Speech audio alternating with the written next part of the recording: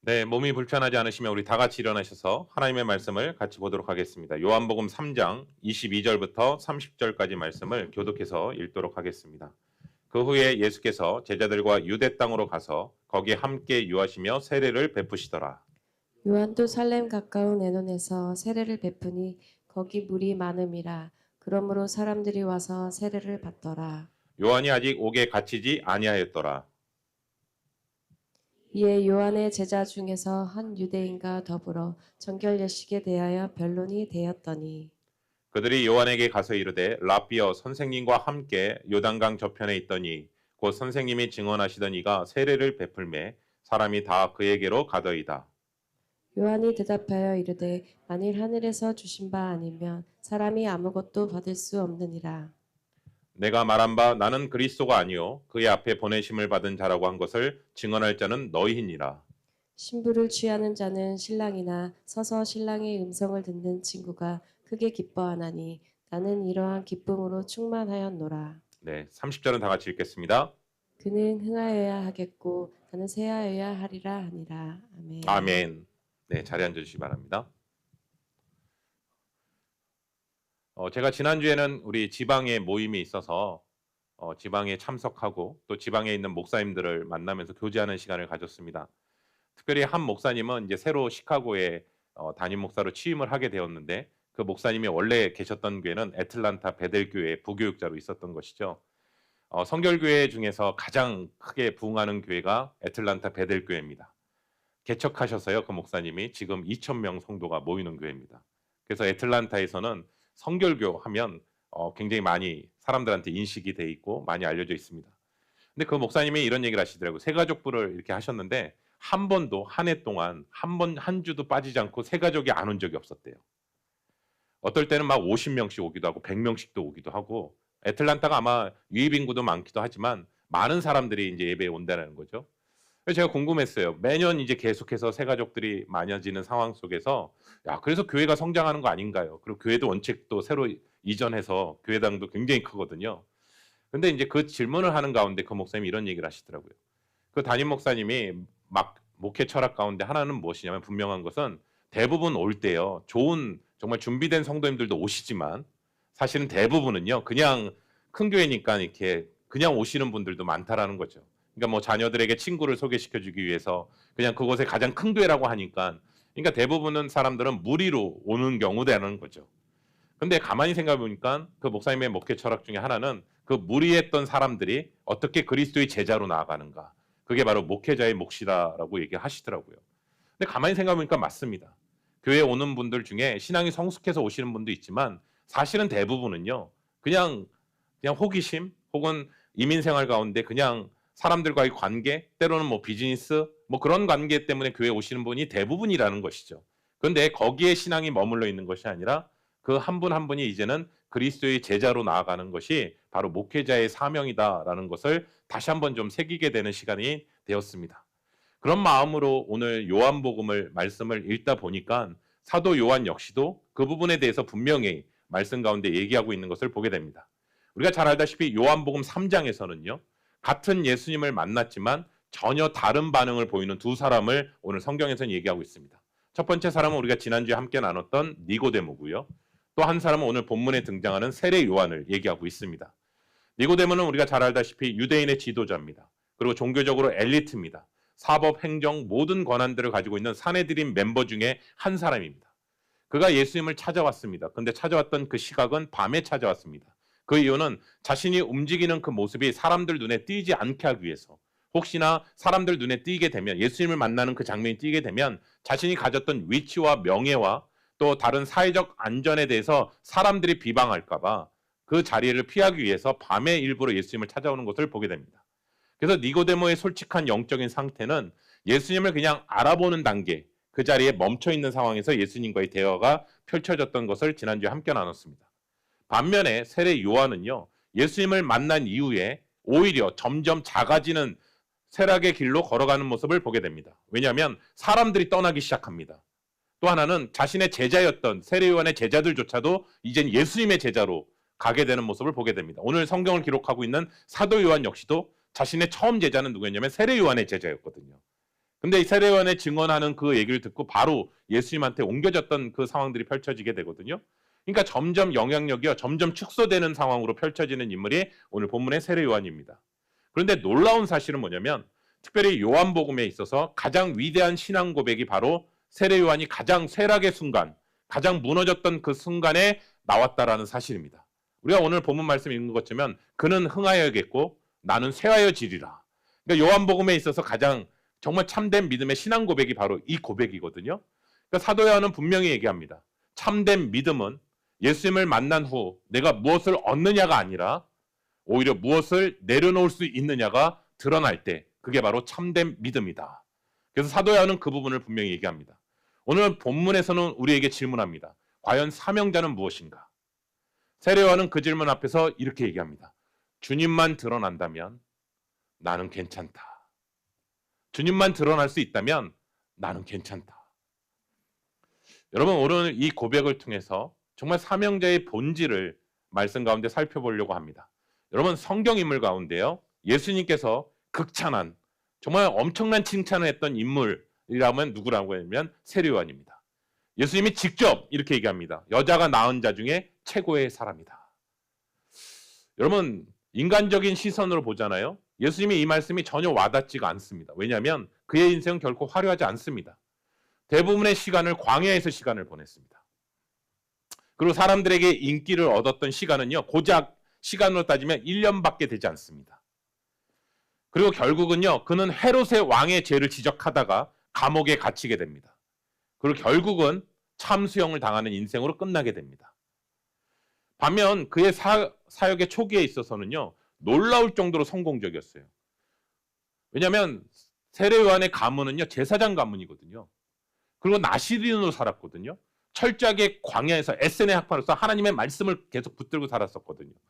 그래서 400년 동안 침묵 시간 가운데 갑자기 등장한 인물이 세례 요한이었을 때 그가 광야에서 외치는 소리에 있어서 사람들이 반응하기 시작합니다. 예루살렘과 온 유대와 요단강 근처의 사람들이 그에게 몰려오기 시작합니다.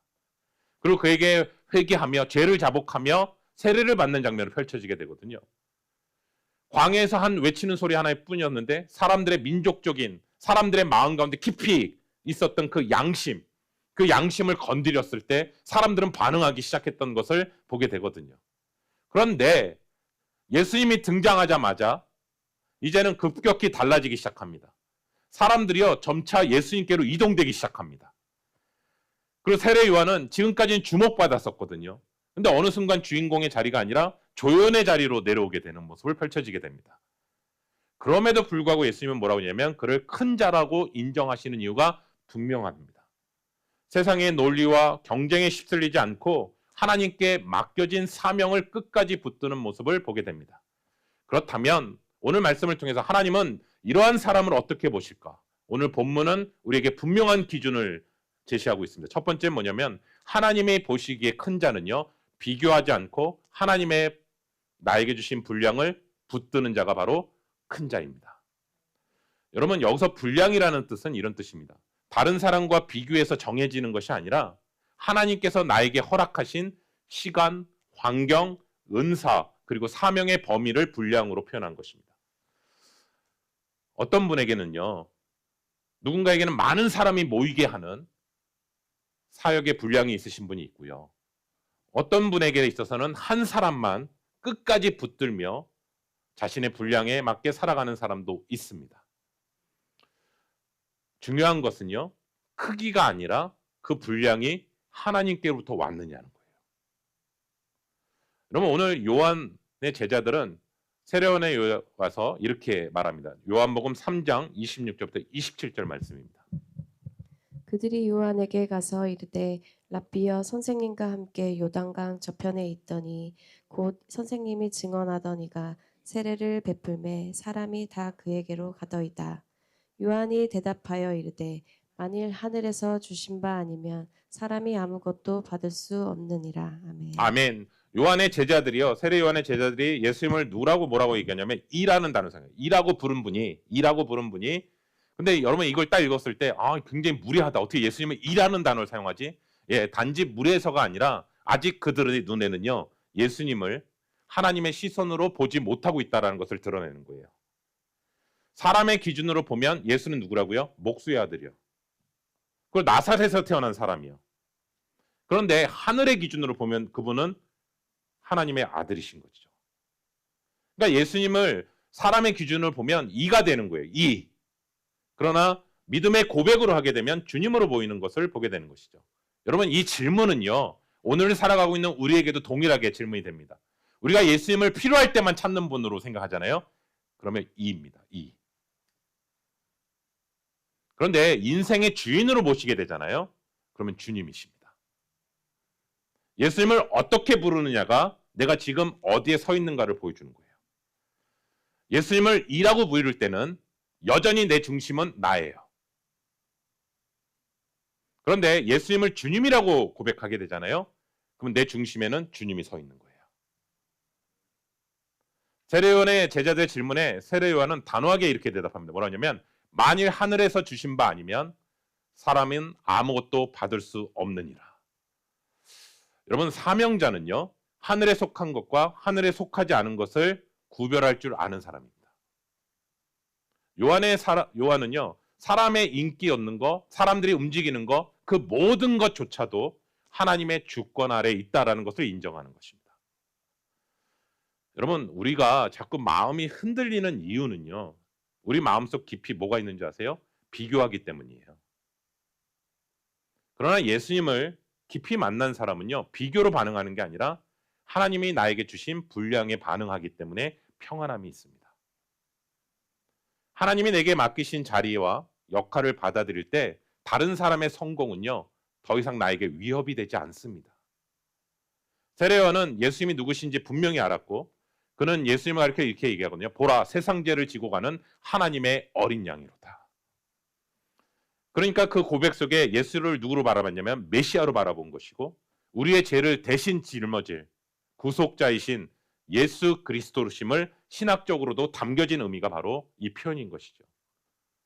그렇기 때문에 예수님이 정확하게 어떤 분이신지를 알았기 때문에 자신의 자리가 줄어드는 상황 속에서도 결코 흔들리지 않았다라는 것을 보게 됩니다. 여러분, 예수님을 정확하게 알지 못하면요, 상황에 따라 쉽게 흔들립니다. 그러나 주님이 누구신지 분명히 알 때 우리의 중심은 사람이나 상황이 아니라 예수님께 고정하게 됩니다. 사랑하는 성도 여러분, 우리가 흔들리는 이유는, 자꾸 우리가 믿음이 흔들리는 이유는 상황이 나빠서만이 아닙니다. 대부분의 경우는요, 예수님이 누구신지를 잊어버리기 때문에 그렇습니다. 예를 들어 이런 순간들이 있습니다. 정말 열심히 일했는데요, 인정받지 못할 때 있습니다. 내가 맡았던 역할이요, 어느 순간 다른 사람이 그 역할을 맡을 때도 있습니다. 여러분, 갑작스러운 실직을 경험할 수도 있습니다. 정말 갑작스럽게 비즈니스가 더 어려운 상황들이 펼쳐질 때가 있습니다. 그러면 솔직히 우리의 마음은요, 흔들립니다. 왜냐하면 내 삶의 기반이 흔들리는 거거든요. 그때 우리는 이렇게 생각합니다. 하나님, 왜 내 인생은 흥하지 않습니까? 그러나 그 순간에 우리가 꼭 붙들어야 될 질문은 이것입니다. 내가 지금 처해 있는 내 상황의 환경이 아니라 내가 믿는 예수님이 누구신가? 예수님은 나의 구원자이시고 여전히 나의 삶을 이끌어 가시고 내 인생을 다스리시는 분은 주님이시다. 그것을 붙들고 믿는다면 자리가 줄어들고 인생이 무너지는 자리에 가는 것이 아니라 오히려 주님 앞에 다시 일어설 수 있는 삶으로 나아갈 수 있기 때문입니다. 사랑하는 성도 여러분, 오늘 말씀을 통해서 다시 한번 예수님이 누구신가, 내 삶을 다스리시고 나의 머리털까지도 다 세신 바 되신 그 하나님이 나를 붙드시고 나를 이끄신다는 사실을 다시 한번 믿음으로 붙잡고 나아가기를 예수 그리스도의 이름으로 축원합니다. 두 번째는요, 하나님 보시기에 큰 자는요, 자신의 정체성을 분명히 합니다. 여러분, 사람들은요, 세례 요한에게 계속해서 끊임없이 질문한 게 있습니다. 당신이 메시아 아닙니까? 아니면 선지자가 아닙니까? 이 질문을요, 끊임없이 했어요. 그런데 그 끊임없이 질문할 때마다 세례 요한은 단호하게 얘기합니다. 뭐라고 얘기하냐면 나는 그리스도가 아니다. 나는 광야에서 외치는 자의 소리일 뿐이다. 여러분 이 얘기를요. 계속해서 반복적으로 질문할 때마다 반복적으로 세례 요한은 한 번도 흔들림 없이 얘기하고 있는 모습을 보게 됩니다. 다시 말하면 자신이 주인공이 아니라는 것을 늘 얘기했다라는 것을 보게 됩니다. 사람들이 자꾸 높여요. 지금 세례 요한을. 그런데 그 자리에 서지 않는 세례 요한의 모습을 발견하게 됩니다. 여러분, 하나님의 부르심, 내가 누구인지, 내가 무엇을 위해 부름받았는지를 정확히 알고 살아간다는 것은 사명자에게 있어서 너무나 중요한 것 같아요. 세례 요한은 한 번도 자신이 메시아라고 생각한 적 없어요. 메시아의 길을 예비하고 그 사람이 바로 자기라는 사실을 늘 생각하면서 살아갔던 사람입니다. 사명자는요, 나에게 맡겨진 일이 무엇인지, 내가 이 땅 가운데 해야 될 일이 무엇인지를 분명히 아는 사람이고 만족할 줄 아는 사람입니다. 그래서 사도 바울이 얘기합니다. 그리스도 안에서 나는 자족을 배웠다. 성경은 분명히 얘기합니다. 우린 단지 어떤 일을 하는 사람이 아니라 베드로 사도가 얘기하죠. 너희는 하나님의 자녀요 왕 같은 제사장이다. 저는 우리 귀한 성도님들이 이 정체성을 분명하게 붙잡고 나아갈 때 아무리 자리가 작아져도 상황이 어려워져도 우리의 인생은 무너지지 않는다는 사실을 다시 한번 기억하며 나아가시기를 예수 그리스도의 이름으로 축원합니다. 우리 볼까요? 마태복음 3장 11절 말씀입니다. 나는 너희로 회개하게 하기 위하여 물로 세례를 베풀거니와 내 뒤에 오시는 이는 나보다 능력이 많으시니 나는 그의 신을 들기도 감당하지 못하겠노라. 그는 성령과 불로 너희에게 세례를 베풀 것이요. 여러분 세례 요한에게는 있어서 예수님은 그냥 단순한 스승이나 너무나 정말 탁월한 랍비로 바라보는 것이 절대 아닙니다. 왜냐하면 예수님은요 자신보다 능력이 많으신 분이고 또 하나 얘기할까요? 그분은 성령과 불로 세례를 줄 것이다. 그리고 그것은 하나님의 구원 사역을 이루실 분이시다. 그게 분명했다고요. 그래서 요한은 자신의 사역이 줄어드는 것에 있어서 흔들리지 않았던 이유는 예수님에 대한 분명한 것을 갖고 있었다고요. 그렇기 때문에 예수님이 드러난다면 자신은 뒤로 물러나도 상관이 없다라는 것을 얘기하거든요. 여러분 이 예수 그리스도의 이 능력은 주님께서 승천하신 이후에도 그 이름을 믿는 자들을 통해서 계속해서 역사하셨습니다. 여러분 우리가 잘 알다시피 사도행전 3장에 보시면 베드로와 요한이 성전 미문 앞에 있었던 안진뱅이를 보게 되죠. 여러분 그때 안진뱅이를 처음 본 거라고 생각하지는 않습니다. 왜냐하면 늘 기도하러 갔었거든요. 근데 그날은 그 안진뱅이를 보면서 성령께서 주시는 마음이 있었던 것이죠. 그리고 그 안진뱅이를 향해서 얘기하잖아요. 내게는 은과 금은 없거니와 오히려 있었으면 좋겠죠. 내게는 은과 금은 없거니와 내 안에 있는 예수 그리스도의 나사렛 예수 그리스도의 이름으로 일어나 걸어라. 내가 하나님 앞에 기도했던 그 시간 때문에 너가 일어서는 게 아니라 내 안에 계신 예수 그리스도의 이름 자체가 능력이기 때문에 그 이름으로 일어나 걸으라라고 말씀하는 것을 보게 되거든요. 여러분 사도행전에만 이 능력이 일어나는 것이 아니라 오늘을 살아가고 있는 우리에게도 예수 그리스도 이름 자체에 능력이 있을 줄로 믿습니다. 그래서 우리가 담대하게 기도하는 것이죠. 예수 그리스도의 이름으로 기도하는 것이죠. 세 번째입니다. 하나님께서 보시기에 큰 자는 뭐냐면 다른 종류의 기쁨을 누릴 줄 아는 자입니다. 다른 종류의 기쁨을요. 우리 한번 볼까요? 요한복음 3장 29절입니다. 신부를 취하는 자는 신랑이나 서서 신랑의 음성을 듣는 친구가 크게 기뻐하나니 나는 이러한 기쁨으로 충만하였노라. 아멘. 아멘. 세례 요한은 자신을 어떻게 소개하냐면 신랑의 친구로 비유하는 것을 보게 됩니다. 여러분 유대 사회에서 신랑의 친구는요. 신랑과 신부를 연결하는 중요한 역할도 맡게 되지만 그 자리는 분명히 제한된 자리입니다. 신랑이 신부를 취하는 순간 신랑의 친구는요. 조용히 그 뒤를 물러나는 겁니다. 어떤 보상도 어떤 자리도 요구하지 않습니다. 이 비유를 통해서 말하는 게 분명한 거예요. 뭐냐면 신랑의 친구가 누리는 기쁨은요.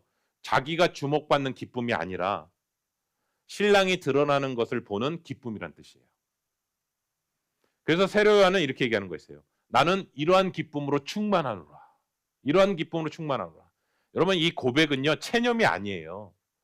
자리를 뺏겼는데 억지로 참는 그 마음 가운데 기뻐 이렇게 얘기하는 것이 아니라 주인공의 자리를 한 번도 탐내지도 않았었고 그리고 가능한 정말 그분 신랑만 드러난다면 나는 정말 기뻐라고 하는 그 단단한 고백 위에 고백되어지는 거예요.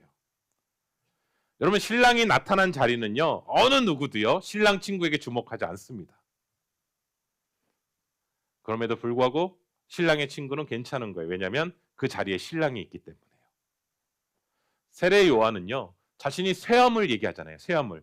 근데 여러분 이 쇠함을 얘기할 때 이제 세례 요한이 사명을 포기했나? 아니더라고요. 왜냐하면 예수님 그 상황 속에서도 여전히 세례 요한은 계속 세례를 주거든요. 사명을 포기한 의미가 아니라 정확하게 얘기하면 초점이 이제는 예수님께 온전히 집중되었다라는 거예요. 그러니까 내가 박수 받지 않아도 상관없어요. 왜냐하면 내 이름이 사라져도 상관없어요. 예수님만 주목받는다면 그것으로 충분하다라는 거예요. 이것이 사명자의 성숙입니다.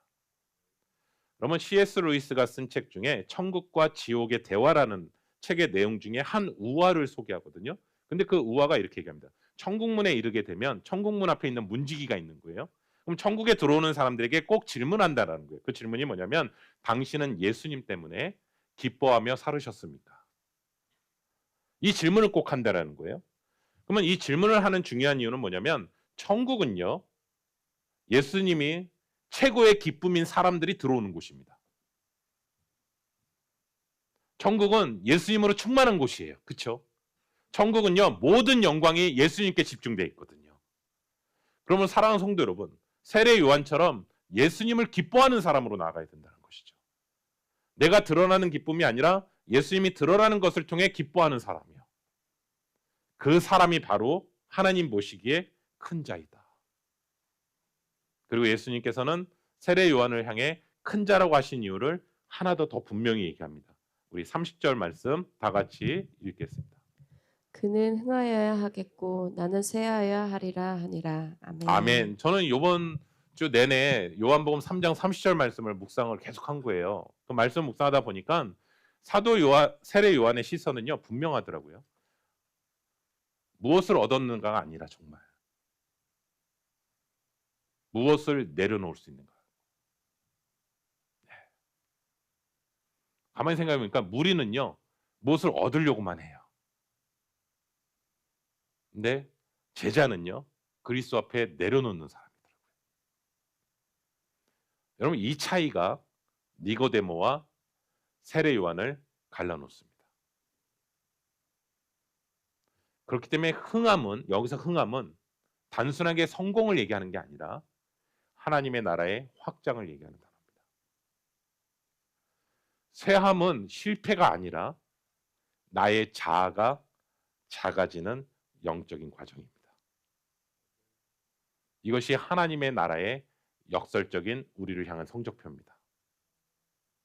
세상에서는 작아 보일지 모르지만 하나님의 나라에서는 가장 큰 자가 되는 비결입니다. 그렇기 때문에 사명자의 삶은 내가 드러나는 것이 아니라 주님의 영광이 드러나는 것입니다. 여러분 우리가 잘 알다시피 지난주에 니고데모도 잠깐 언급했지만 요한복음 3장에서의 니고데모랑 주님의 십자가 앞에서의 니고데모는 다릅니다. 그렇죠? 주님 앞에 가졌던 자기의 모든 것들을 그 자리에서 내려놓고 주님이 왕이심을, 주님이 하나님의 아들이심을 드러냈던 것처럼 우리의 신앙 단계 가운데 점점 성숙해지면 성숙해질수록 우리의 자아는 점점 죽을 것이고 그것을 통해서 오히려 예수 그리스도께서 더 사시는 것을 다시 한번 보게 됩니다. 여러분 교회 안에 만약 이렇게 분류한다면 두 부류가 크게 있을 것 같습니다. 두 부류로요. 크게. 하나는 주님을 이용하는 분들이요. 나의 필요를 채우기 위해서 자꾸 주님을 붙잡는 분들이요. 근데 공통점 하나 있습니다. 내 필요가 채워지지 않잖아요. 떠납니다. 왜냐하면 내 필요를 구하는 거였기 때문에요. 또 하나는 뭐냐면 세례요한처럼 자신은 작아져도 예수님이 드러나기를 기뻐하는 사람들이에요. 처음은 이렇게 시작할 수 있을 것 같아요. 그러나 그 자리에 계속 머물러 있는 것은 아니라고 생각합니다. 저는 이 말씀을 준비하면서 제가 청년 시절에 겪었던 한 선생님이 떠올랐어요. 여러분 그 선생님을 제가 많이 언급했을 거예요. 그 오현미 선생님인데 오현미 선생님이 어떤 역할을 하셨냐면 교회에서요 찬양 인도자셨어요. 그래서 찬양 인도를 하다 보면 성도님들이 되게 많이 은혜를 받으셨어요. 왜냐하면 정말 뜨겁게 기도하시는 분이었고 그 찬양 가운데 마음을 터치를 정말 많이 하셨어요. 근데 어느 날 갑자기 찬양 인도자의 자리를 내려오게 됐어요. 새로운 부교육자에게 그 역할을 맡기신 거예요. 담임 목사님이. 근데 뭐 이렇게 일방적인 통보였습니다. 근데 어느 날 갑자기 앞에 서서 인도하셨던 분이 갑자기 보이지 않고 뒷자리로 물러서게 되는 것이죠. 그리고 사람들이 뭐 "아니 도대체 무슨 일이 있는 거야? 왜 찬양 인도 안 해요? 선생님?" 막 그러면서 이런 분들도 생기는 것이죠. 아마 그 선생님 마음 가운데는 이런 마음도 있었을 거예요. '나는 여전히 이 교회에 필요한가? 내가 계속 이 자리에 있어야 되나?' 그런 마음도 있었을 것 같아요. 근데 가만히 생각해 보니까 이런 마음이 들더라고요, 지금 또 생각해 보면. 이게 또 이민자의 삶의 모습이 아닐까 생각이 들어요. 왜냐하면 한국에서는 나름대로 다 익숙했던 자리가 있거든요.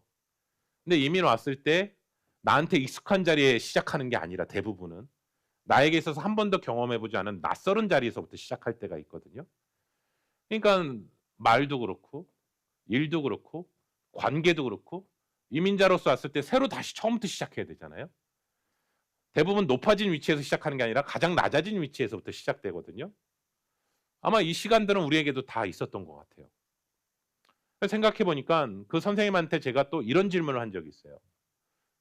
조심스럽게 질문했어요. 왜냐하면 이 질문하는 것 자체가 선생님한테 상처가 될 수도 있으니까. 조심스럽게 이런 질문을 했어요. "선생님, 앞에서 이렇게 찬양 인도하시다가 이제 뒤에서 예배 앉아서 드리시는데 마음은 힘들지 않으세요?" 저는 이 질문을 하기 위해서 정말 많이 고민했거든요. 근데 꼭 또 한편 질문하고 싶었어요. 근데 그 질문 가운데서 선생님께서 잠시 침묵하시더라고요.